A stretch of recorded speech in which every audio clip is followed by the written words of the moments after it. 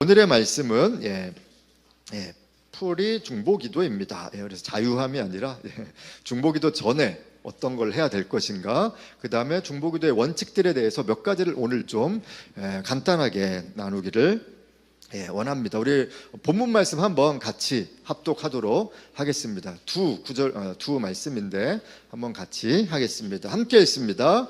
새벽 아직도 밝기 전에 예수께서 일어나 나가 한적한 곳으로 가사 거기서 기도하시더니. 아멘. 마가복음 1장 말씀과 비슷한 내용의 말씀이 누가복음 5장에 있습니다. 15절 16절 함께 읽겠습니다.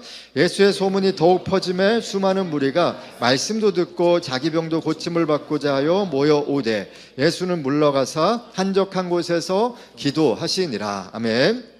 그래서 중보기도 전에 우리가 해야 될 어떤 자세들이 어떤 것인가에 대해서 먼저 좀 살펴보기를 원하는데요.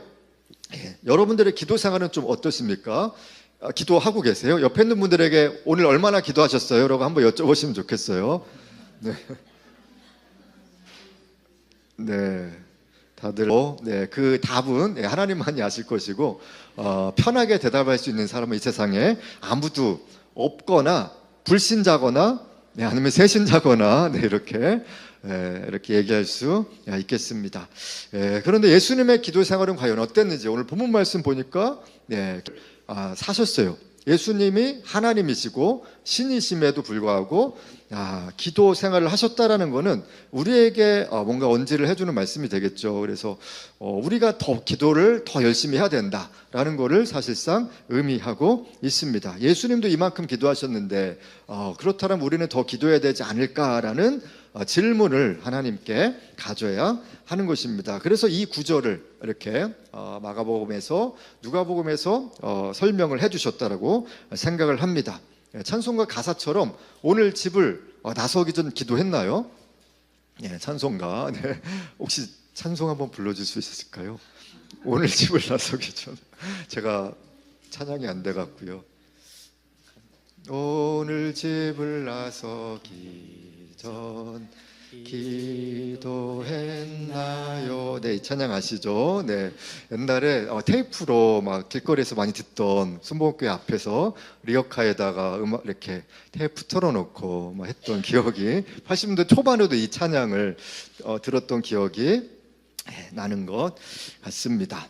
우리가 기도에 관련된 책을 아무리 많이 읽어도, 기도에 관련된 설교를 아무리 많이 들을지라도 기도는 내가 직접 해봐야 기도가 되는 겁니다. 그래서 내가 기도를 한 만큼, 내가 오늘 30분을 했다 그러면 그 시간이 이제 기도 시간이 되는 거예요. 뭐 그 시간에 잡생각도 하고, 뭐 기도가 잘 안 되기도 하고, 다른 생각도 하고, 그럴지라도 그 앉아있기 전부터 하나님은 그 시간을 좀 체크하시는 것 같아요. 나의 자녀가 나와 대화하기를 원하는구나. 기도가 좀 안 돼도 얘가 좀 왜 나한테 집중 안 하지? 라고 생각할 수는 있겠지만, 그 자리에 앉기 전부터 기도하려는 마음부터 사실 기도 시간은 시작이 되는 것입니다. 여러분은 그렇게 하나님 앞에 들었던 적이 언제가 있습니까? 내가 한번 기도해봐야지 라는 생각이 언제 있었는지 모르겠어요. 우리는 이제 중보기도하는 모임이거든요. 그래서 I 할 때 I는 인터세션이거든요. 어디로 들어가다 라는 뜻이에요. 어떤 문제 가운데 들어가서 중보자로 살아가는 것이 이제 중보기도인데, 이곳에서 중보하는 법이나 실제로 이제 계속 중보를 하다 보니까 뭐 그냥 따라서 우리가 사실 중보를 할 수 있겠죠. 그런데 개인적으로 내가 중보기도를 좀 더 한 차원 높은 차원으로 가고 싶다라고 하려면은 첫 번째 뭘 해야 되냐면은 기도 시간을 반드시 정하셔야 돼요. 내가 좀 더 기도를 배우고 싶다, 기도의 능력을 알고 싶다라고 한다라면은 기도 시간을 반드시 확보해야 합니다. 마가복음 1장 35절에 새벽 아직도 밝기 전에, 여러분들은 언제 보통 기도하시나요? 저도 지난주에 일주일 내내 깼어요. 한 4시 정도. 이상하게 그 시간대만 되면은 깼는데, 뭐 때문에 깼냐면은 모기 때문에 깼어요. 모기 때문에. 모기가 계속 일어나는데 그 시간대만 나를 깨운다라는 건 심상치 않은 거거든요. 근데 그럴 때 조심해야 돼요. 이것이 한 2번까지는 괜찮아요. 근데 일주일 내내 그랬어요. 그러다가 한 넷째 날 정도에는 모기가 한 시간에 한 마리씩 나타났어요. 1시 넘어서 잤는데 2시, 3시, 4시, 5시 한 마리 죽이고 잤다가 또 윙윙거려서 죽였다가 그런데 이제 그게 쌓이는 걸 알았어요, 나중에. 아, 하나님 진짜 기도하시길 원하시는구나 라는 거를 나중에서야, 제가 목사임에도 불구하고 빨리 첫 번째 목이 물렸을 때 알아차려야 되는데, 그때는 그냥 물리적인 목인가 보다라고 했는데, 이제 영적인 부분으로 저한테 계속 일주일 동안 하나님이 좀 기도를 너무 안 하니까 좀 새벽 기도 제가 제일 약하거든요. 근데 제가 교회를 사직하고 나서 몸이 회복이 됐어요.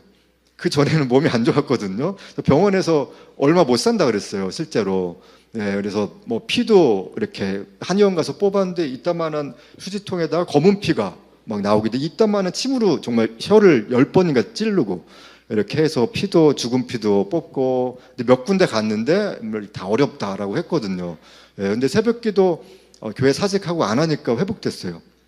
그런데 하여튼 이게 좋다라는 건 아니고, 그건 뭐 저의 체질상 그런 것만큼 제가 새벽 기도가 굉장히 약한 사람인데, 하나님은 그 시간에도 기도하기를 굉장히 중요하게 여기신다라는 겁니다. 새벽 아직도 밝기 전이라고 합니다. 다른 성경은 미명이라는 성경으로 또 용어로 표현을 하고 있습니다. 그래서 또 다른 곳에서는 주야로라는 시간의 범위가 나오기도 하고요.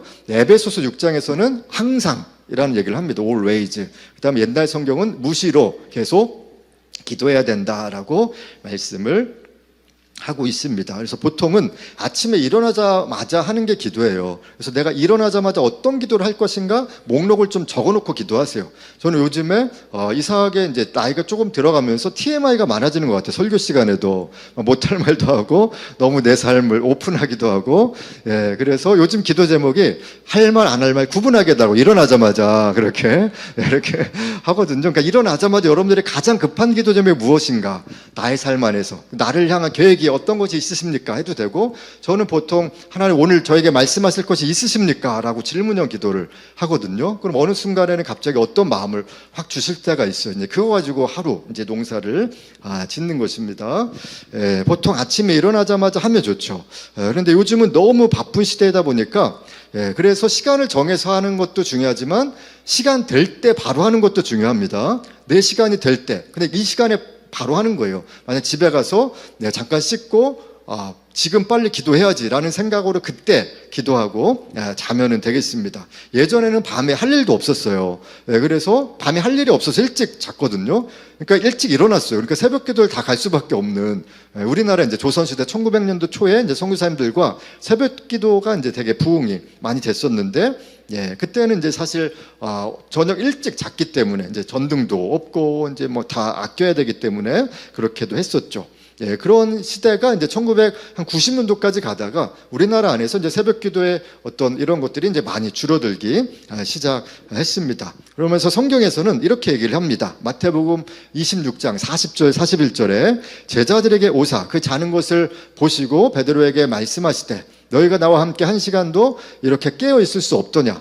정말로 한 시간을 얘기하는 거거든요. 정말 내가 이렇게 힘든데 나와 함께 네가 좀 기도했으면 좋겠다, 같이 중보했으면 좋겠다라고 말씀을 하시는 거예요. 그러면서 41절에 시험에 들지 않게 깨어 기도하라. 우리가 계속 기도해야 되는 이유 중에 하나는 시험이 끊임없이 오기 때문이라고 성경은 말씀을 하고 있습니다. 그러면서 이걸 많이 인용을 하죠. 저도 하고 싶어요. 그러나 마음을 원이지만 육체가 약해서 너무 피곤해서 못하겠어요 라고 우리가 그렇게 변명할 때가 많이 있다는 것입니다. 2000년 전에도 예수님은 우리가 이런 변명을 하실 줄 아시고 미리 선수 치셨어요.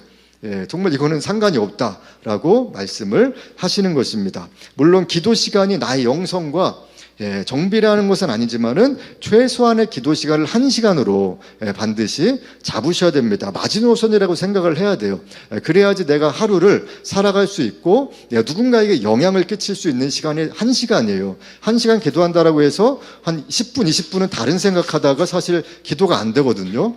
그래서 이따가 점심때 뭐 먹을까 그 생각도 하다가 갑자기 누구 만나야지, 나 문자 어제 보내야 되는데 안 보냈네라고 하면서 기도 시간에 카톡을 또 이제 보낼 때도 있고, 그런 시간이 10분, 20분 정도 흘러가게 되죠. 그러다가 진짜 깊이 들어가는 한 30분 정도 들어가거든요. 그러니까 조규 목사님도 30분부터 진짜 기도할 수 있다라고 하셨거든요. 근데 어느 때는 그냥 기도 딱 하나님 이름 부르자마자 아니면 예수님 부르자마자 기도가 잘 될 때가 있죠. 그것이 맨날 그런 게 아니기 때문에 문제인 것입니다. 그러면 되게 좋은 것이고요.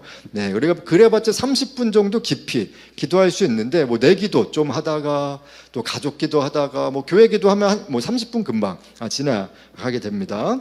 예, 그래서 1시간을 기도하라고 얘기를 하고 있어요. 그 다음에 다니엘서 6장 10절은 다니엘이 이 조서에 왕이 도장에 찍힌 것을 알고도 자기 집에 돌아가서는 윗방에 올라가 예루살렘으로 향한 창문을 열고 전에 하던 대로 하루 3번씩 무릎을 꿇고 기도하며 그의 하나님께 감사했다라고 합니다. 하루에 3번씩 보통 유대인들은 아침에 점심에 한 오후에 이렇게 기도를 했습니다. 9시 12시, 3시 정도에 기도를 했었고요. 무슬림은 하루에 5번씩 기도해요.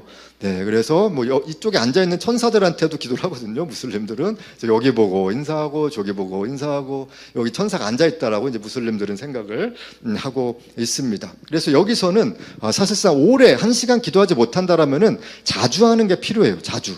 하루에 3번 이상은 꼭 하셔야 되는데 새벽에 아무리 은혜를 받아도 점심때 금방 까먹는 게 은혜예요. 그래서 점심때 다시 그 은혜를 받으려고 그 마음을 지키려고 해야 되는 것이고 뭐 집에 가서 자기 직전에도 그 은혜를 받고 자야지 잘 때도 평안함으로 우리가 잠을 청할 수가 있다라는 것입니다. 그래서 하루에 1시간 기도하든지 아니면은 그러니까 하루에 자주 기도하는 훈련을 하셔야 합니다. 벌써 11월 달인데 이제 12월 그리고 내년에 1월이잖아요. 저희가 이제 교회 주보가 이제 엊그저께 나오면서 이렇게 딱 주보를 보냈는데 벌써 12월이네요. 그러니까 12월 송구영신 예배가 이제 광고가 나가기 때문에 했는데 그러니까 정말 이렇게 시간이 빨리 갔구나라고 하는 그런 것들을 보고 있는데 우리가 기도 시간을 매해마다 조금씩 늘리셔야 돼요. 내년에는 5분을 더 늘리셨으면 좋겠어요. 5분. 저는 강조하는 게 청소년 특별히 중학교 1학년은 3분, 2학년은 6분, 3학년은 9분, 그 다음에 고등학교 1학년은 10분을 쉬지 않고 기도하는 훈련, 고2는 20분, 고3은 수능 때문에 간절해요. 기도하라고 얘기 안 해도 알아서 그냥 기도하고 새벽 기도도 이제 혼자 가는 아이들도 많이 있었습니다. 그래서 나는 바빠서 못해요 라고 할지 모르겠지만 진짜 어려움이 생기면은 새벽 기도 그냥 가게 돼요. 정말 내일 내가 여기 못 가면 죽겠다라는 마음이 그냥 들어요. 집에 누워있는데 잠이 안 와서 밤새도록 기도하는 철야 기도 하는 장소를 찾아가요. 거기는 여의도 소모밖에 없죠. 지금 이제 대부분 철야 기도가 없으니까 그런데 정말 철야 기도를 매일매일 하는 데 가서 기도할 수밖에 없다라는 겁니다. 이것을 경험해 보지 않은 사람은 아직 큰 고난 가운데 아직 있어 보지 않은 거예요. 진짜 고난이 있으면 잠도 안 오고 매달릴 수밖에 없습니다. 조지 바나 그룹이라고 있어요. 종교 리서치 전문단체인데 되게 좋은 저자이거든요. 조지 바나라는 분인데 이분이 이제 2017년도에 기도에 관해서 어떤 조사를 했었거든요. 근데 리더로서 맡은 역할과 책임이 그러니까 많아질수록, 그러니까 하이 리더십으로 올라갈수록, 그 다음에 역할 분담이 많아질수록 나타나는 특징 중에 하나가 기도를 소홀히 한다. 라는 조사를 했습니다. 근데 실제 그런 것 같아요. 할 일이 너무 많다 보니까 예전에는 막 이렇게 막 시간이 또 어느 정도 있기 때문에 또 기도를 했는데 이제 너무 정신이 없다 보니까 기도를 소홀히 할 수 있다라는 겁니다. 우리 또 뭐 이렇게 회장단이나 이런 데도 처음에는 셀 리더 하다가는 좀 어느 정도 하다가 조금 더 올라갈수록 일이 너무 바쁘다 보니까 회장 다닐수록 더 기도를 안 하고 목회자도 신학생 때 더 잘하다가 막 이렇게 어느 때는 더 안 하시는 분도 뭐 있을 수도 있겠고요. 그러나 우리 있으신 분은 아무도 없는 것 같아요. 그래서 그 다음에 이런 얘기를 했어요. 또한 많은 또 교육 훈련을 받고 많은 경험이 있던 리더일수록 기도를 계속 이렇게 시간이 지나갈수록 덜 소중하게 여기게 된다라고 얘기를 합니다. 그래서 기도의 시간을 덜 투자하는 경향이 있다라고 합니다. 하지만 오늘 본문에 나타난 예수님의 모습은 어떻습니까? 정말 세상 최대 리더십을 가지신 예수님이신데 정반대의 본을 보여주셨다라는 겁니다. 그렇다면 우리는 기도 시간을 더 늘려야 되지 않을까요? 여러분들의 리더십이 더 올라갈수록 기도 시간을 먼저 기도하셔야 하는 것입니다. 잠을 안 잘지라도 기도의 시간을 늘리셔야 됩니다. 누가복음 5장 15절에 아까 본문 말씀이었죠. 예수의 소문이 더욱 퍼짐에 인기가 많으셨어요. 저도 인기가 예전에 많았는데 요즘은 없는 것 같아요. 수많은 무리가 말씀도 듣고 자기 병도 고침을 받고자 하여 모여오되라고 말씀을 합니다. 수많은 사람들이 말씀 가운데 얼마나 놀라운 말씀이 있냐 하면서 찾아오게 되고 이 말씀 정말 새로워라는 마음으로 오기도 하고, 병이 있으신 분은 이때 당시에 또 돈도 많이 들고 뭐 의원도 만만한 사람이 없다 보니까 정말 고침을 받는다라고 믿게 되니까 이제 이렇게 찾아오게 됩니다. 예수님도 엄청나게 바쁘셨어요. 아마 그때 당시 한의사 역할도 했을 것 같고, 정형외과 부러진 데 막 이렇게 해주시고, 내과 우리 막 오장육부 뭐 이런 것들도 한번 보시면서 어디가 이렇게 아픈지 손을 짚으시면서 하시는 또 그런 일들이 있지 않았을까. 또한 상담 업무 엄청 바쁘셨을 거예요. 내담자와 상담자의 관계로서 어디가 아프냐, 이렇게 나도 아프다 뭐 이러면서 뭐 이렇게 네가 아프니까 나도 아파라고 하면서 다모의 그 대사를 또 이렇게 하지 않았을까. 다모 드라마 알아요? 모르시죠? 네. 나중에 찾아보시면 아실 거예요. 네, 그래서 영적인 의사로서 귀신도 막 쫓아냅니다.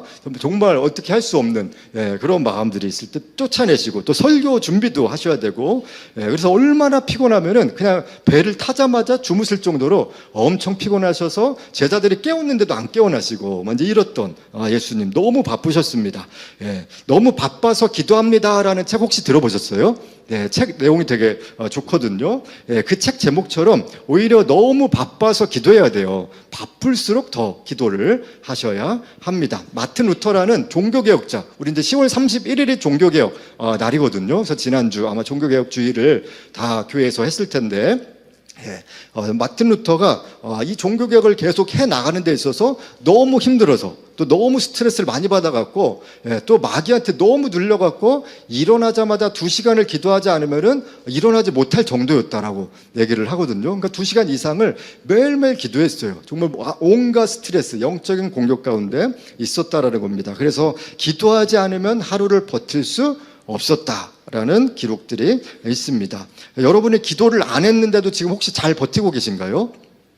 되게 안 좋은 거예요. 정말 기도를 하나도 안 했는데 잘 버티고 있다. 마음이 너무 편안하다. 평안 말고 편안.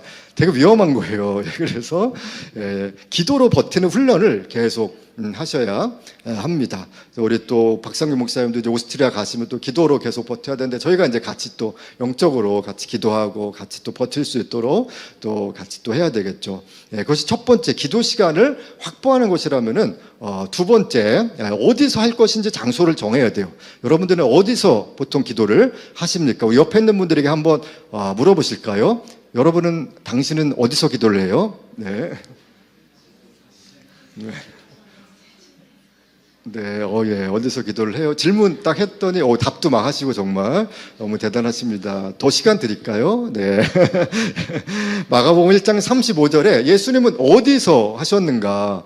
지금 뒤에도 난리 났습니다. 서로 막 물어보느라고. 네, 어디서 막 하고 있는지. 마가복음 1장 35절 보니까 한적한 곳으로 갔다. 한적한 곳. 조용한 곳으로 가신 거예요. 그러니까 혼자 하나님과 대화할 장소. 그러니까 아무에게도 방해받지 않는 그런 장소가 필요한 것입니다. 누가복음 5장 16절은 예수는 물러가서, 그러니까 사람들이 엄청 쫓아다녔어요. 근데 같이 있지 않고 따로 나가서, 여기도 동일하게 한적한 곳, 조용한 곳을 의미하고 있습니다. 거기서 무엇을 했는가? 기도했다라는 것입니다. 우리는 한적한 곳에서 안 좋은 것들을 볼 수 있어요. 아니면 안 좋은 게임 중독 가운데, 아니면 또 안 좋은 것들을 볼 수가 있겠지만은, 예수님은 한적한 곳에서 기도를 했다라는 겁니다. 우리도 한적한 곳에서 기도해야 하는 것이죠. 마가복음, 누가복음에서 동일하게 나만의 장소를 얘기를 하고 있어요. 우리가 이사를 혹시 어디를 간다 그러면은 처음부터 기도가 안 되거든요. 이사하기 전에서는 이상하게 내 방에서 계속 기도가 쌓이다 보니까 기도가 잘 되는데, 이사 가면은 기도가 잘 안 돼요. 제가 이제 몇 군데 옮겨봤었고, 또 우리 또 장소도 그렇거든요. 이제 라이드 센터도 연남동에 있다가 처음에 이제 이쪽으로 가니까 처음에 너무 안 됐어요. 저는 금요일 날 한 달 걸렸어요. 저 개인적으로 설교를 하는데 적응이 안 돼 갖고 주일 날은 이상하게 되는데 금요일은 적응이 안 되는 거예요. 그래서 한 달 정도 걸렸었는데 기도가 잘 안 쌓여서 그런 거죠. 계속하면 그 장소에 기름 부심이 있어요. 그래서 장소에서 계속 기도하는 훈련이 필요한 거죠. 이 신촌 하나비전교회도 우리 이제 전소연 목사님이 지난번에 밤새도록 기도하셨어요. 어머니랑 같이 기도하시고 평일에 막 계속 일주일에 며칠 동안 기도하시고 지금도 계속 하시는 걸로 알고 있거든요. 집 안 가시고 여기서 이불 깔고 계속 기도하시고 뒤에서 유아실에서 주무시고 이제 지난번에 그런다라고 하셨는데 그러면 계속 기도가 쌓이는 겁니다. 근데 왜 저는 못하냐고요? 설교 다시 할게요. 그래서 저희 한적한 곳은 어디인가? 10대 때도 기도했어요. 10대 때. 왜냐하면 이제 중3 때 처음 방언 받고 하나님의 살아계심을 느꼈었거든요. 수련회 때만 느꼈죠. 그렇지만 그럼에도 불구하고 어렸을 때부터 이제 세뇌 당했다 보니까 하나님 정말 살아계셔 라는 그냥 믿음이 왔었어요. 초등학교 때부터 그냥 살아계신 분이다 라는 생각이 있었었는데 10대 때 또 은혜 받고 나서 제가 이제 하이 CCC에 이제 소속이 됐었거든요. 이제 CCC가 이제 고등학생 CCC 이제 이런 것들이 있는데 요즘은 샤인이라고 바뀌었는데요.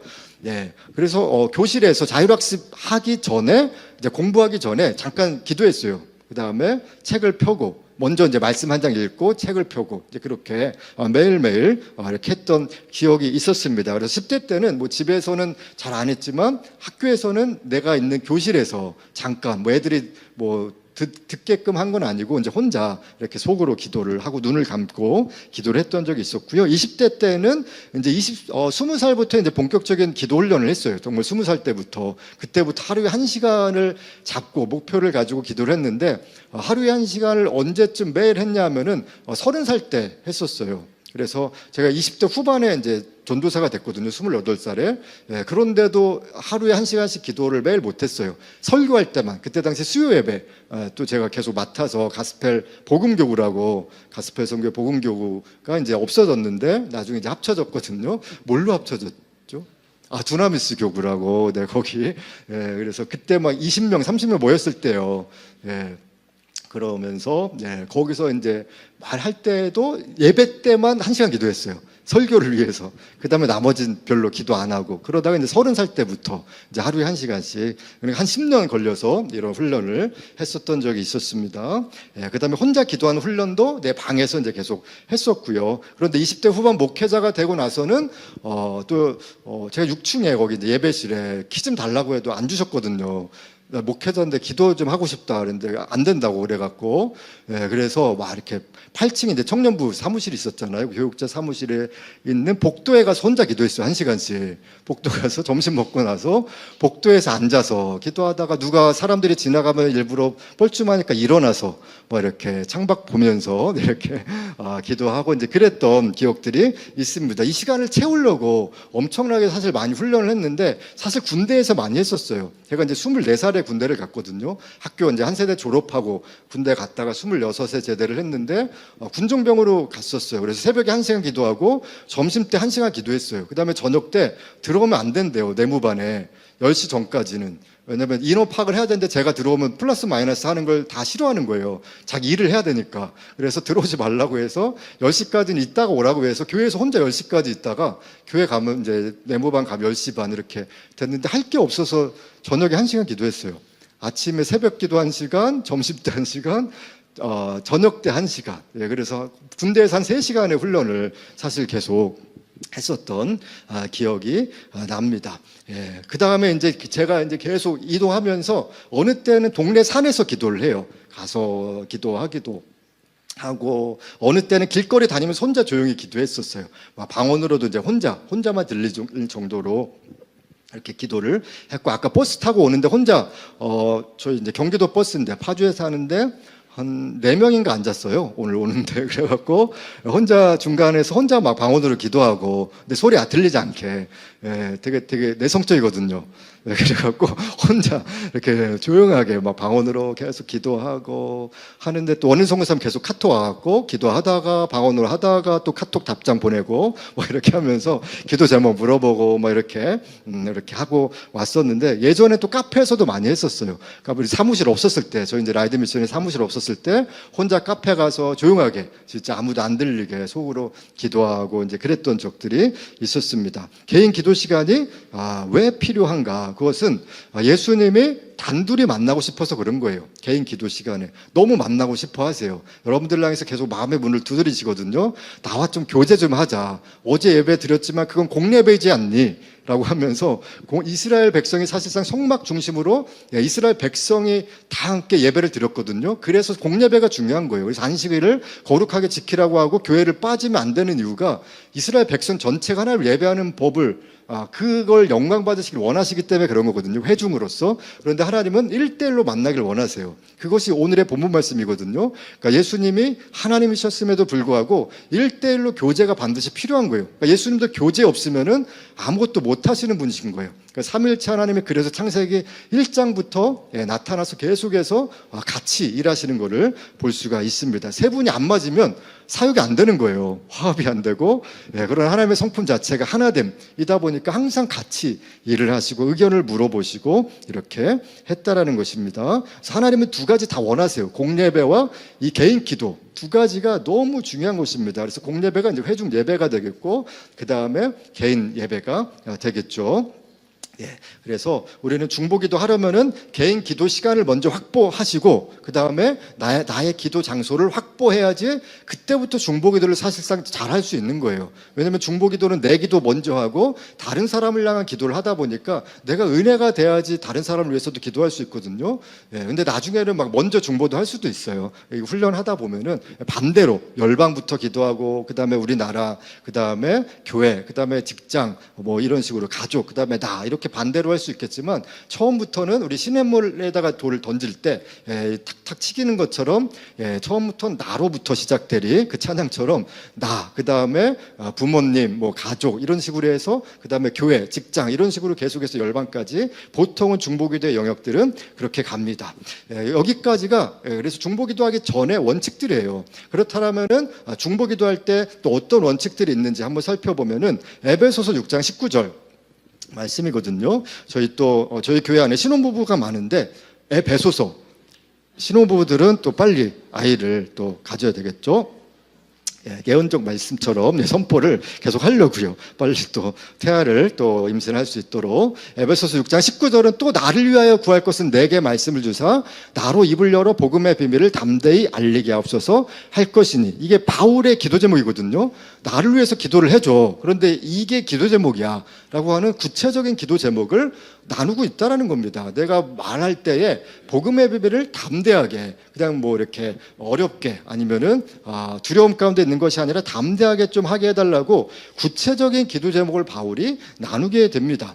뭐 예를 들면 선교지의 정확한 정보. 그래서 아까 제가 원일 선교사님한테 같이 이제 얘기하다가 물어봤던 게 어떤 기도 제목을 하면 좋겠는지에 대한 이제 그런 내용들이었거든요. 그래서 성전에 대해서 이제 앞으로 구하려고 하는데 이제 30평에서 40평 정도의 성전을 해야 되는데 재정도 많이 들고, 또 유럽이 되게 영국이 비싸다 보니까 그 다음에 리더십이 세워질 수 있도록 거기 안에 이제 교회가 이제 새롭게 인터내셔널 처치를 이제 원래 했던 게 아니라 이제 그쪽에 가서 이제 담임이 되셨는데, 그래서 리더십을 새롭게 뽑아야 되는데 그 리더십을 좀 뽑게 해달라고 구체적으로 이제 좀 질문과 답을 서로 이제 나누기 했습니다. 우리가 어떤지 정확하게 모르면은 너무 느슨하게 기도할 수 있어요. 그냥 뭐뭐 하게 해주세요. 그러나 거기서는 응답이 되는지 안 되는지 전혀 모르거든요. 그러니까 기도의 목적은 사실 응답이거든요. 그래서 뭐 응답도 세 가지가 있긴 하죠. 예스면 얼마나 좋겠어요. 예스만 돼도 좋고, 노일 경우도 있고, 여기도 좋아요. 노우라고 말씀하시니까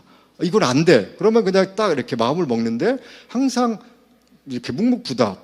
그럴 때는 이제 계속 기도하다가 하나님의 뜻을 구하는 또 훈련을 해야 돼요. 하나님의 음성을 어떻게 들을 것인가. 다음에 한번 하나님의 음성을 어떻게 듣는지 한번 좀 나누고 싶은데요. 언제 설교를 주실지 모르지만 네, 내년이 될 수도 있겠고 그렇죠. 네.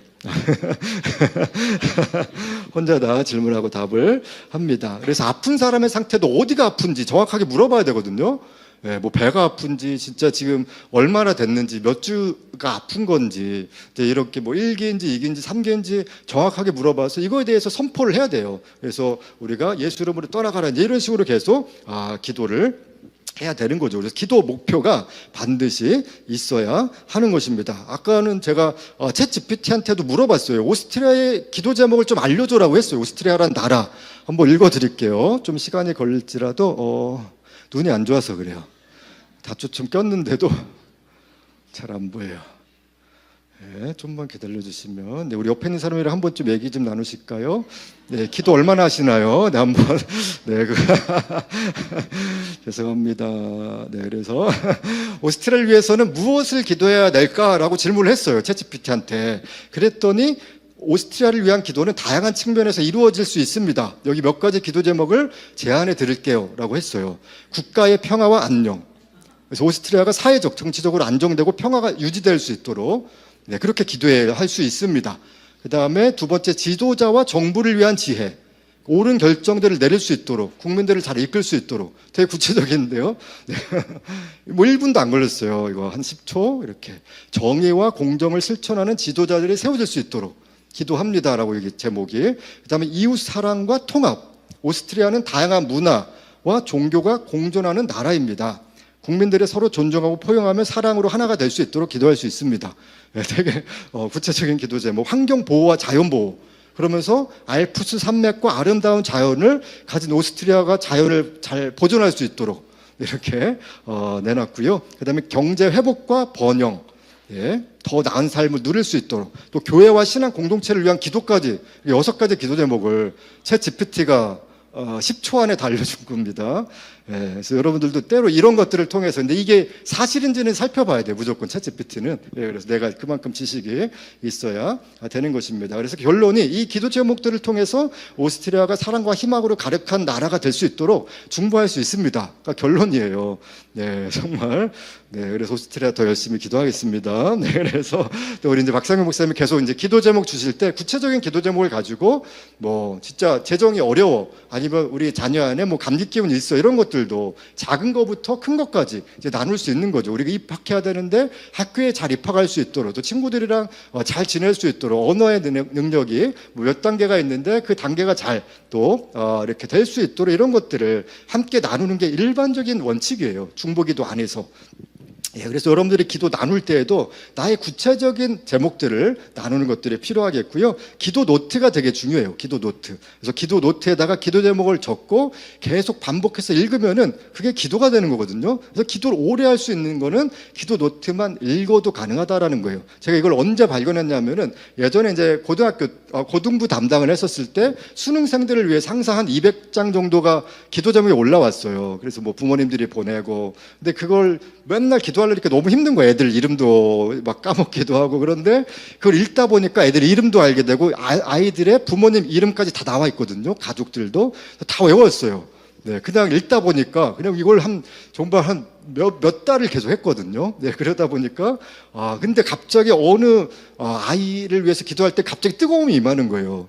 그래서 이 아이를 위해서는 눈물이 나오기도 하고. 근데 그럴 때 그 아이에게 집중하라는 사인이거든요. 그래서 기도 노트가 되게 중요하고 오래 할 수 있고 까먹지 않고 정확하게 기도할 수 있기 때문에 기도 제목을 이렇게 노트를 꼭 만드시면은 좋겠습니다. 어느 순간에 감동이 될 때는 이 아이를 향한 하나님의 인도하심이 있는 거예요. 그래서 더 강력하게 기도할 수가 있다라는 겁니다. 이것이 일반적인 원칙이면은 그 다음에 두 번째 원칙까지 가야 돼요. 이것이 4차원의 영성에서 중요한 원리인데 에베소서 6장 18절에 모든 기도와 간구를 하되 항상 성령 안에서 기도하고 이를 위하여 깨어 구하기를 항상 힘쓰며 여러 성도를 위하여 구하라라고 합니다. 여기서 핵심은 성령 안에서 기도하는 겁니다. 성령 안에서. 그래서 이것은 성령의 음성을 듣고 중보기도하는 법이에요. 그래서 하나님의 음성 듣는 게 되게 중요한데, 이제 내적인 음성보다 우리가 헷갈리는 이유가, 듣는다라고 하니까 너무 보이스적인 개념으로 귀로만 들어야 돼요. 마치 산신령이 말하는 것처럼. 그런 사례는 거의 없다라고 보시면 되겠고요. 있긴 있는데 조영규 목사님은 한 번도 없다라 이제 본인은 경험한 적이 없으시다라고 얘기를 하셨었고, 근데 나중에 그때 뭐 이걸 더 정확하게 말씀을 드리도록 하겠습니다. 뭐 예를 들면은 갑자기 그 사람을 위해서 기도하는데 동일시의 마음이 느껴지는 거예요. 아픈 마음이 느껴지거나 갑자기 기도하다가 얼굴이 보여요. 그 사람의 얼굴이. 그러면 그 사람을 향해서 기도하라는 사인인 것입니다. 그 다음에 안쓰러운 마음이 느껴질 때도 있고, 갑자기 생각이 나요. 그 사람의 상황이나 이 사람 이렇게 하면 좋겠네라는 생각이 갑자기 나면은 그 사람을 향해서 기도하라는 거예요. 그 다음에 마음의 평안과 감격을 통해서 성령이 주시는 어떤 확신이 올 때가 있거든요. 그럼 여기까지 기도하면 되는 거고 선포만 하면 돼요. 예수 이름으로 일어날지어다 뭐 이런 식으로 하시면 되고, 기도하다 보면은 뜨거운 마음, 강한 감동이 일어날 때가 있거든요. 이것이 이제 성령의 음성을 듣는 것과 다 연결이 되어 있습니다. 그래서 우리가 여기서 막 일반 원칙만 가지고 기도하면은 기도가 지루하거든요. 근데 갑자기 성령께서 알려주시는 기도가 생기면은 그때부터 재밌어져요. 중보가 이렇게 재밌구나. 그러니까 저는 가장 큰 은사는 중보거든요. 원래는 이제 제자훈련이라고 저는 생각을 했어요. 계속 순복음교회 안에서 계속 제자훈련을 20살 때부터 1대1로 양육을 했었거든요. 그때는 좀 약간 날라리 신학생이었는데, 신학생인 걸 알고 사람들이 막 가르쳐 달라 그래서 어쩔 수 없이 제가 배워서 막 가르친 거예요. 그냥 가르쳐 달라고 했으니까, 아무것도 모르는데. 그러다가 이제 계속 뭐 멘토들한테 배우기도 하고 선교단체 안에서 뭐 훈련을 받기도 해서 뭐 계속 제자훈련을, 뭐 가스펠 임마누엘 기구 맡았을 때도 계속하고, 월드미션 안에서도 또 RK 담당 했었을 때도 계속 제자훈련을 또 했던 기억들이 있는데, 그게 이제 처음에 은사가 아니었고, 중보의 은사라는 걸 나중에 또 하나님이 그런 또 느낌을 주셔서 기도가 가장 나에게 있어서 큰 은사구나라고 했는데, 사실 기도는 쉽지 않고 재미없을 때도 많이 있어요. 그리고 꼭 기도를 해야 되나, 편할 땐 기도가 안 나와요. 저도 뭐 이렇게, 근데 뭔가 문제가 생기거나 그러면은 뭐 아까 말씀드렸다시피 모기가 막 이렇게 며칠째 나를 물고 그러면은 뭔가 있나 보다라고 해서 그렇게 또 오기도 하고, 또 환경에 또 풍랑 이런 게 올 때에 기도할 수밖에 없는 거죠. 근데 우리가 중보 기도를 안 하거나 못 하는 이유는 몇 가지가 있거든요. 첫 번째가 나를 과소평가하기에 그런 거예요. 하나님이 우리를 향해서, 베드로서를 향해서 우리를 택하신 족속이라고 말씀하셨어요. 먼저 택하셨거든요. 우리의 어떤 좋고 나쁜과 상관없이 구원받았으면 우리를 택하신 거예요. 그래서 우리는 너무 자존감이 낮다라고 생각 안 해두셔도 되고요. 가장 귀한 하나님의 아들, 딸이시죠. 그래서 저도 상처 되게 많았거든요. 근데 언제 회복됐냐 하면은 내가 너를 사랑한다, 이 음성을 한 10년 내내 들었어요. 너무 상한 마음이 많다 보니까. 그 다음에 헷갈린 거예요. 정말 나 같은 애도 하나님께 쓰임받을 수 있을까? 이것도 한 10년 이상 내가 너를 향한 계획이 있다. 두 가지 음성을 힘들 때마다 말씀을 해주셔서 여태까지 버티고 있습니다. 그래서 왕 같은 제사장이라고 부르셨고 거룩한 나라로 불러주셨는데, 나 같은 게 뭔 중보야, 나는 기도도 못하는데 라고 할 수 있거든요. 그것이 이제 사단이 주는 생각이 될 수 있겠습니다. 그 다음에 두 번째는 나는 중보의 은사가 없어 라고 하면서 중보하는 사람 뭔가 특별한 것 같아. 뭐 저를 향해서 목사님이니까 중보하는 거겠지 라고 하는데, 결코 쉽지 않아요. 중보가 엄청난 훈련도 필요하고, 그냥 하고 싶어서 하는 게 아니라 은사도 있고 안 하면 안 되니까 하는 거예요. 왜냐하면 중보를 통해서만이 역사하시니까. 그런 겁니다. 그 다음에 또 재미없다라고 느껴지는 이유는 아까 말씀드린 그 원칙 중에서 일반적인 원칙만 가지고 기도하면 재미가 없어요. 그래서 성령 안에서 기도하는 법칙을 배워야 합니다. 내 힘으로, 내 의지로, 아니면 그 정보로만 가지고 기도하기 때문에 재미가 없는 것입니다. 그 다음에 분주함 때문에 재미없어지게 느껴져요. 계속 미루다 보니까. 기도는 계속 해야 되는데, 기도를 이따 해야지, 아니면 내일 해야지, 아까 뭐 육신이 이렇게 약하다라고 했던 것처럼 이따 해야지가 내일로 가게 됩니다. 내일 해야지가 다음 주로 가게 되고, 다음 주가 내년에 해야지, 이렇게 가게 되거든요. 내년 얼마 안 남았어요. 한 2달만 가면은 내년인데, 절대로 미루면 안 되겠죠. 분주함, 우리의 적이에요. 느슨함, 적입니다. 영적 전쟁 중에 하나. 그래서 마음이 느슨하면은 빨리 마음을 잡아야 돼요. 분주하면은 아무리 일이 바쁘고 분주해도 잠깐 예수님 생각하는 시간을 드려야 돼요. 화장실 가서라도 예수님의 이름만 부르셔도 돼요. 화장실에서 변기 내리면서 예수님 막 그러면서 하셔도 되고요. 제가 또 한 번 얘기를 안 했는데 제가 또 교회에서 사역했을 때 또 많이 갔던 곳 중에 하나가 렉싱턴 호텔 화장실이에요. 그 화장실이 제 방보다 깨끗하거든요. 렉싱턴 호텔 1층 거기 있잖아요. 거기서 기도 많이 했었어요, 진짜로. 거기 가서 기도도 하고 막 이렇게 했던 적이 있었습니다. 저희 치부이긴 하지만 그런 영성들 하나하나 좀 쌓였던 것 같고요. 그 다음에 힘들어서 못하죠. 중보가 지쳐요. 왜냐하면은 중보 자체가 십자가 지는 삶이기 때문에 그런 거예요. 그래서 디모데전서 2장 4절에 가면은 예수님이 중보자다라는 표현이 있거든요. 근데 중보자는 십자가 지는 사람이에요. 모든 삶에 대해서. 그래서 결코 쉽지가 않습니다. 모든 문제에 대해서 다른 사람의 짐을 내가 갖고 오는 거예요. 같이 이고 있어야 되기 때문에 항상 어려움이 있거든요. 그러나 그것은 내가 지는 게 아니라 예수님이 지는 건데 그 응답되기 전까지는 그 작업을 같이 해야 돼요. 예수님이랑 같이 하다 보니까 예수님이 가장 친밀한 사람을 그래서 중보자라고 여기는 거예요. 네가 나와 함께 짐을 지고 있구나. 이게 되게 축복이거든요. 중보자에게만 주시는 특권이 있어요. 먼저 알려주세요. 이사야, 예레미야에게 먼저 예언적 말씀을 주셨거든요. 그러니까 이 땅을 향해서도 먼저 말씀해 주세요. 저도 예전에 대학교 땅밟기를 많이 했어요. 이렇게 결혼 전에 월요일 날마다 이제 땅밟기를 많이 했었는데 정말 먼저 하나님의 마음을 주세요. 어느 때 너무 심한 두통이 생겨요, 진짜로. 그런데 끝나고 나면 두통이 사라져요. 되게 신기한 것들을 많이 경험을 했었던 적들이 있었습니다. 십자가 지는 게 중보랑 똑같다라고 보시면 됩니다. 그래서 되게 힘들어요. 그래서 중보를 안 하기도 하죠. 요즘에 어떤 기도가 예전 시대 한 90년대 중반까지는 제가 봤을 때는 한국교회 안에 어떤 영적인 은혜가 있었거든요. 근데 언제부터 이제 사실 하락세였냐면 88년도부터 하락세였어요. 88년도가 무슨 해인지 아세요? 모르시죠? 네, 우리 호돌이가 이제 쇠굴렁 걸렸을 때인데 88 올림픽. 그때부터 그 전까지는 한국이 되게 은혜가 있었어요. 막 핍박도 많았고 어머니들이 맨날 눈 맞아서 아버지한테 그래서 막 선글라스 끼고 교회 오시는 분들 많았거든요. 교회 못 가게 하고 머리 자르시고 진짜 막 폭행하고 이런 일들이 많이 있었는데 그때부터 한국 비자가 이제 된 거예요. 그 전까지는 비자가 다른 나라에 이제 여권도 많이 없었거든요. 근데 그때부터 되면서 너무 부자가 돼버린 거예요. 갑자기 88 올림픽을 통해서. 그러면서 하나님을 찾는 일들이 줄어들기 시작을 했었죠.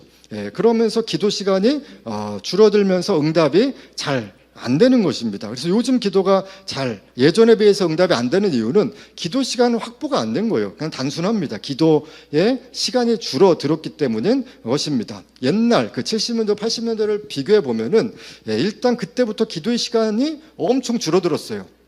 일단 새벽 기도도 없고 요즘엔 철야 기도가 아니에요. 예전에는 한 9시부터 해서 새벽 4시까지 철야 기도였거든요. 우리나라 한국적인 상황 때문에 어쩔 수 없이 한 것도 있어요. 그때 당시 또 군부 시절에는 밤에 돌아다니면 잡히거든요.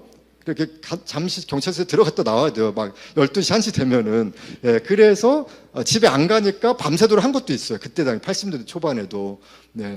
이런 역사를 또 아셔야지 되는 것 같아서 몇 분들은 아시고 몇 분들은 지금 모르시는 것 같아서 한번 더 설명을 해드리는데 그것이 이제 진짜 철학기도였고 요즘에는 저희도 8시에 해서 금요일날 밤 8시에서 10시에 끝나요. 설교하고 찬양하고 1시간, 그 다음에 기도가 1시간 정도 해서 2시간 되는데 이건 철야기도가 아니라 저녁기도예요. 저는 철야기도라는 용어를 쓰기가 되게 민망해서 잘 못 쓰고 있거든요.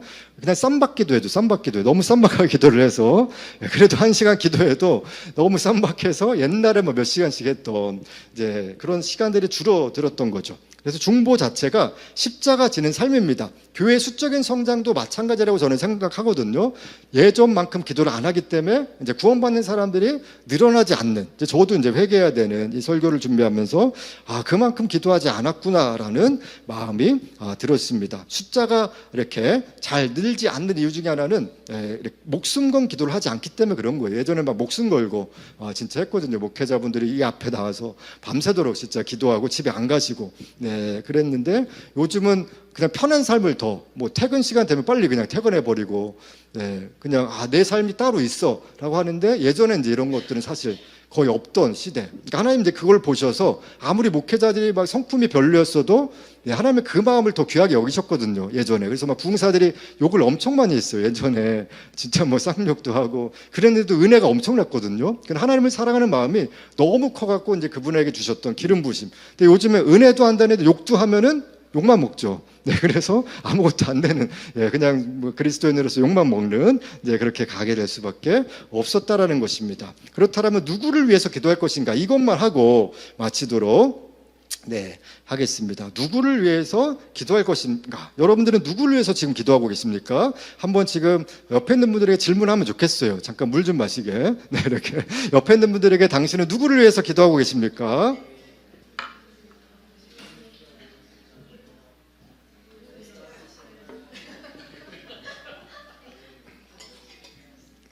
우리 앞에서 지금 오스트리아를 위해서 기도하는 듯한 그런 또 멘트를 하고 계십니다. 감사합니다. 계속 뭐 나누실 분 나누시고 성일교 말씀 이렇게 할 텐데요. 에베소서 6장 18절에는 여러 성도를 위해서 구하라. 에베소서 6장 18절 여러 성도라고 말씀을 하고 있어요.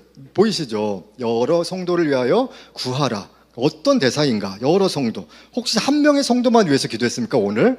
정말 내가 생각나는 한 명, 아니면 한 명도 생각하지 않고 기도 안 했다라면은 이 성경 말씀에 우리는 위배하고 있는 거죠. 그래서 그 범위를 넓히라고 말씀하세요. 그것은 여러 성도입니다. 여러 명. 여러분들이 다니고 있는, 내가 만약 셀 리더면 셀 1을 향해서 매일 기도해야 돼요. 그래서 노트에 적거나, 아니면 단톡방 있죠. 단톡방에 그 목록 체크하면 이름 있잖아요. 그 한 명 한 명 불러가면서 기도하는 거예요. 그래서 되게 중요합니다. 그래서 기도 노트 없으면 단톡방 들어가서 그 목록을 놓고 계속 기도하시면은 되겠습니다. 그래서 여러분들의 또 교회 성도분들의 기도 제목은 알고 계신가요? 셀원의 기도 제목을 알고 계신지 모르겠어요. 물어보셔야 돼요. 서로를 향해서 오늘 어떤 게 기도 제목이니? 그러니까 진짜 관계 안에서 핵심은 이것도 다음에 또 얘기를 할 텐데 관계. 그런데 관계의 핵심은 감정을 나누는 거예요. 감정. 그냥 지식만 나누는 게 아니라 감정, 나의 아픔도 나누고 나의 슬픔도 나누고 그래야지 진짜 친밀하다라고 할 수 있고, 나의 그냥 통계만 얘기하는 거는 진짜 관계는 아직은 아닌 거죠. 뭐 관계도 아주 친한 관계, 그냥 이렇게 그냥 친한 관계, 덜 친한 관계, 아주 덜 친한 관계, 보기 싫은 관계 한 5개 정도가 있겠지만은 그 안에서 우리가 계속 나누는 훈련이 필요합니다. 그래서 물어보셔야 돼요. 그 다음에 디모데전서 2장 2절에 임금들과 높은 지위에 있는, 임금들이 지금의 누구일까요? 임금들, 대통령이겠죠. 대통령. 그래서 우리 또 지금의 정부를 향해서 기도해야 되는 거고요. 높은 지위에 있는 모든 사람, 뭐 국무총리, 뭐 이렇게 국회의원 이런 사람들, 이는 우리가 모든 경건과, 왜 그렇게 기도해야 되는가? 경건과 단정함으로 고요하고 평안한 생활을 하려 함이라. 그러니까 내가 잘 살기 위해서, 내가 평안한 생활을 하기 위해서 리더십을 향해서, 우리 대통령을 향해서 기도해야 되는 이유는 내가 대한민국 땅 안에서 평안한 생활을 하기 위해서 기도해야 된다라고 말씀을 합니다. 직장의 리더를 향해서 기도하고 계신가요? 또 교회 리더, 또 나라의 리더를 위해서 기도하고 계신지 모르겠어요. 라이드 처치를 위해서는 저를 위해서 많이 기도해 주셔야 되겠지만, 미션을 향해서는 서중전 사님을 위해서 또 많이 기도를 해 주셔야 되겠습니다. 리더니까. 그렇습니다. 지금 감사하다라는 또 표현을 해주신 것 같아요. 그런데 특별히 지금 이제 혹시 미국의 대선이 언제인지 알아요? 미국 대선? 네? 네네. 내일이에요, 내일. 11월 5일. 11월 5일. 되게 중요하거든요. 미국 대통령을 위해서 왜 기도해야 될까요? 전 세계 1위니까.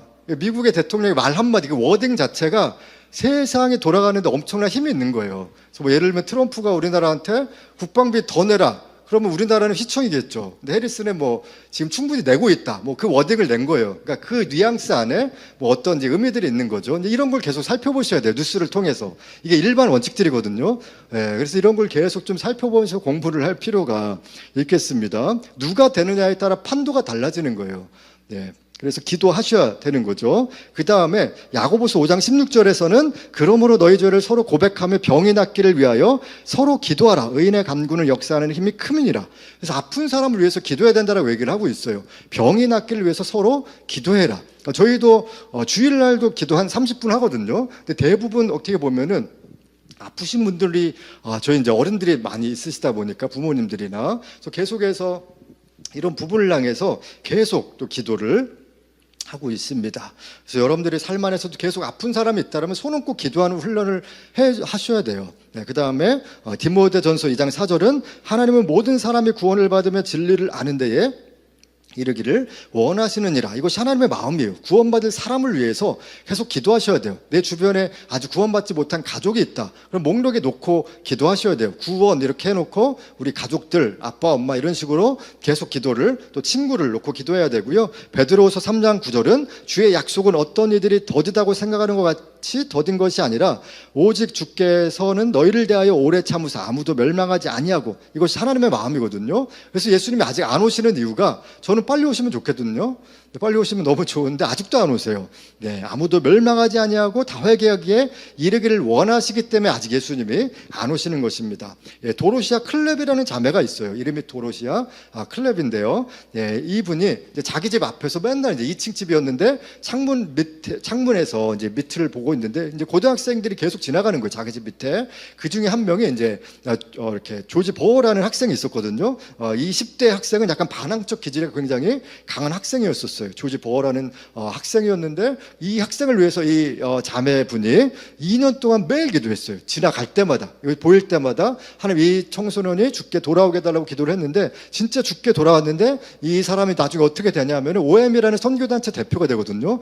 되게 큰 단체예요. OMF도 있고 뭐 CCC도 있고 YM도 있고. 그런데 또 다른 가장 큰 선교단체 중에 하나인 OM이라는 조지 버 대표분이 예전에 여의도 선목교회 오부 예배 때도 설교를 하셨었어요. 이분 이제 지구본 이따만하게 큰 거를 가지고 설교를 하세요. 막 돌리면서 설교하시고, 또 점퍼가 있는데 다 세계 지도가 있어요. 점퍼가.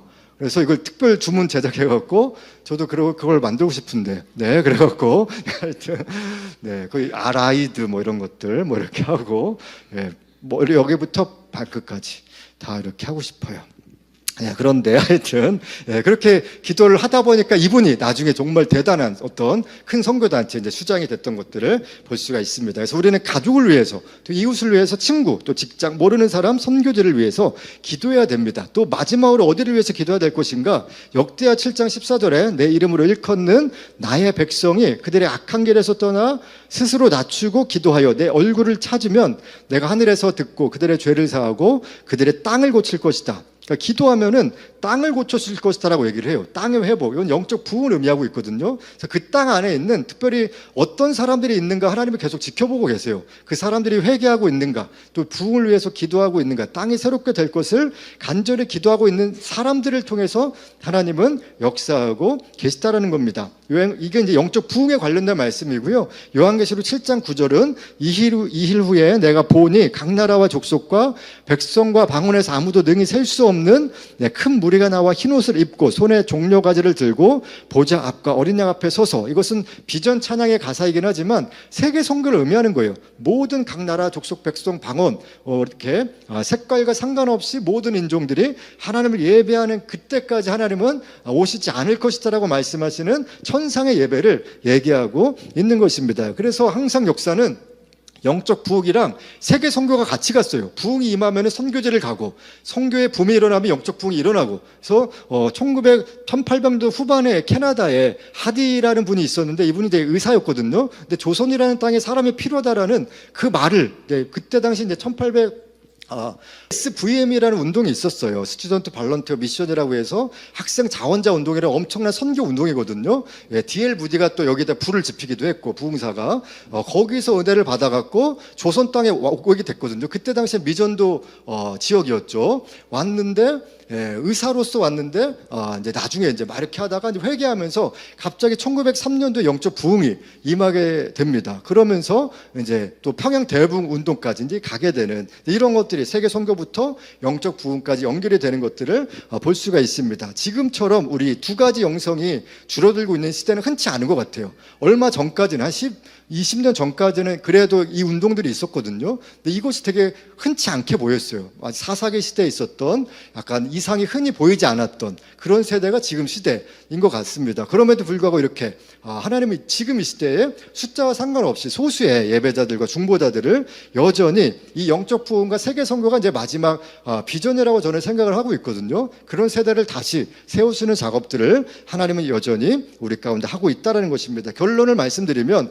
중보전의 이런 기도 생활을 나의 기도 생활에 기도 시간과 기도의 장소를 확보해서 중보의 원칙들을 계속해서 늘려 나가야 됩니다. 그런데 우리의 기도 생활에 우리만 있는 게 아니에요. 두 분이 도우실 텐데 로마서 8장 26절에 이와 같이 성령도 우리의 연약함을 도우시나니 우리는 마땅히 기도할 바를 알지 못하나 오직 성령이 말할 수 없는 탄식으로, 그러니까 굉장히 간절하게, 탄식은 정말 끊어질 정도의 그런 마음으로 우리를 향해서 네가 중보자로 살았으면 좋겠다, 네가 이 땅 안에 쓰임받았으면 좋겠다라고 중보를 하시는 것입니다. 여기에 우리 연약함은 기도할 수 없는 마음의 연약함을 우리 안에서 계속 도우신다라고 말씀을 하시는 거예요. 내가 기도가 힘들 때 그냥 잠시 앉아서 하나님께 한숨만 쉬어도 그때부터 갑자기 하나님의 성령께서 임하실 때가 저는 많이 있거든요. 근데 앉아있는 게 필요해요. 앉아있지 않고 하나님을 약간 거부하듯이 그냥 아무 생각 없이 생각이 단절이 있다라면은 하나님을 생각만 해도 임재하심이 있는 거예요. 그때부터 기도가 시작되고 성령이 도우시는 거예요. 성령의 비둘기같이 신사 같은 느낌이어서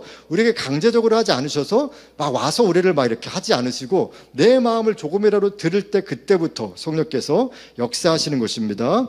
8장 34절에는 누가 정죄하리요 죽으실 뿐 아니라 다시 살아나신 이는 그리스도 예수시니 그는 하나님 우편에 계신 자요. 지금도 하나님 보좌 우편에 계신데 우리를 위해서 무엇을 하시냐? 간구하신다라고 표현하고 계십니다. 예수님은 지금도 계속 우리의 기도 제목을 놓고 간구하고 계세요. 우리의 마음이 사단에게 지지 않도록 여전히 기도하고 계시다는 겁니다. 이것이 중보자의 특권인 거예요. 계속해서 누군가를 위해서 십자가 지는 삶으로 불러주셨다는 겁니다. 마지막 말씀만 읽고 마칠 텐데 이건 없지만 제가 한번 읽어드릴게요. 시몬아 시몬아 보라 사탄이 너희를 밀가부르듯 하려고 요구하였으나 그러나 내가 너를 위하여 내 믿음이 떨어지지 않기를 기도하였노니 너는 돌이킨 후에 내 형제를 굳게 하라. 예수님도 우리를 향해서 우리의 믿음이 떨어지지 않기를 여전히 기도하고 계세요. 이게 중보잖아요. 다른 사람을 위해서 기도하는 거 계속 중보하고 계시는데 중보하고 마음이 회복되면은 다른 사람을 향한 부르심 가운데 계속 나가야 된다라는 것을 의미하고 있다는 겁니다. 나만 회복되는 것이 아니라